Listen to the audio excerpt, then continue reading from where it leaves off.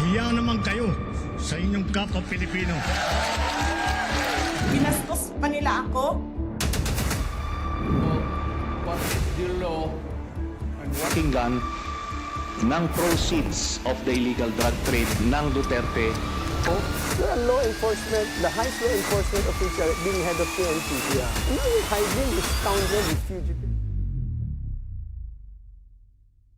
Isa pa sa nakikita ko dyan, ang nagiging problema din, and I think I want to know, kasi nagkakali survey kayo. May mga pagkakataon po bang tinatanong nila or pumapasok sa isip nyo, paano nyo a-advisean itong mga taong nakakamit niyo sa kalye-serye kung paano sila titimbang ng mga whistleblower na nagbibigay ng aligasyon, kung itong aligasyon nila ipawang paratang lang or meron talagang totoong ebidensya? Especially kalye-serye, kasi ito talaga totoo.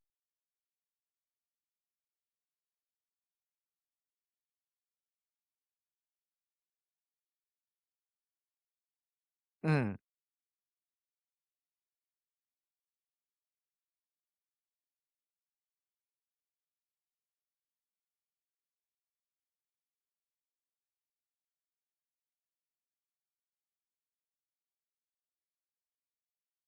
Kung ano yung topic na sasagutin nila. Importante yun. Kasi kung titignan lang natin yung particular color ng ano nila sinusuportahan, automatic yun, sasagot yun. Dapat imbestigahan to, dapat hindi na to imbestigahan or kung ano man yun sasabihin nila. Kung para sa kanila, DDS sila, magiging sagot nila automatically, dapat imbestigahan, dapat i-proceed yan, dapat i-ano yan, di ba? Pero kung loyalista or pinklawan, dilawan, sabihin dapat hindi na nagsasayang lang. So, kumbaga magiging common ang sagot ng tao. Kasi nga hindi nila naiintindihan kung ano yung pinupunto nung survey na yon or yung serye na yon. So, kailangan talaga, Mm. 'di ba? Kasi the usual pagkakalye-serye kasi mamadali yan, haharangin mo lang yan, tatanungin mo lang ng quick question yan. Pero kung ganong usapin, sabi ko nga, magiging bias ang bawat tatanungin mo. Kasi nga, babase sila kung ano yung particular color na sinusuportahan. Kumbaga hindi sila magbabase kung may nailatag bang ebidensya or merong ano ba ito, may kredibilidad ba ito, 'di ba?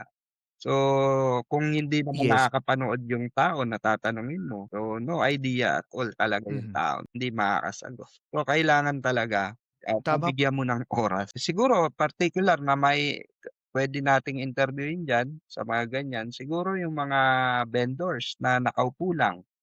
Mhm. Antayin ko po 'yan. Antayin po na, and then moving forward po sa mga nanonood po sa atin, before we continue, again po, maraming salamat po sa walang sawang support, at sa mga gusto po mag-support dito sa ating podcast, don't forget to share, like, and subscribe sa ating YouTube channel. And also follow us dito po sa QR code if you're using your phone. Scan nyo lang po yan at mafa-follow nyo po kami sa iba't ibang social media platform. Also, awan na lang po, no, sa mga nagko-comment po dyan, pagpasensyaan nyo na po kung di po namin nababasa or di ko po nababasa. Hirap po kasi ako mag-take notes habang nagsasalita si Sir Virador. At also, hindi ko po nagagawa yon.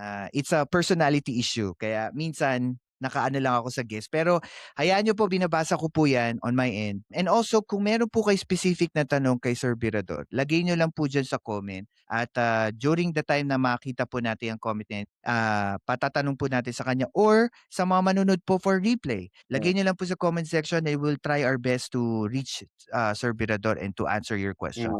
Moving forward dito sa pinag-uusapan po, I think ang pinakamalaking question, especially ng mga outsider, yung mga sabihin natin wala hong kinalaman, hindi yung mga may political color. Sabihin na natin yung mga sa election ay tinatawag silang swing voters, dating DTS, dating loyalista, tapos hindi pa nila alam kung sino iboboto nila sa 2028.